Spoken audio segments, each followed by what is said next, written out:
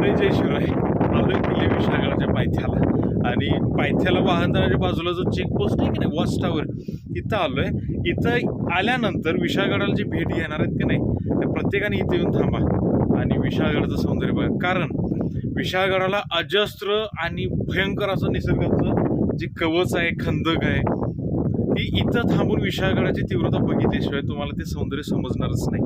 विशाळगड म्हणजे का विशाळ आहे हे तुमच्या लक्षात येईल. महाराजांनी याचं नाव खेळण्यावरून विशाळगड का केलं ह्या स्पॉटला आल्यानंतर लक्षात येते.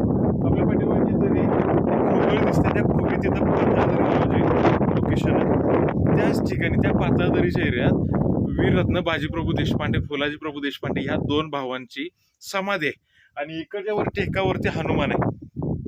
जरा पुढे गेलं की टकमक टोकायची विशाळगडावरचं आहे. इथं आल्यानंतर हे सौंदर्य आवर्जून बघा आणि आपली सिरीज फॉलो करा. विशाळगडाचा अद्भुत इतिहास जाणून घेण्यासाठी फॉलो करून ठेवा. जय शिवराय.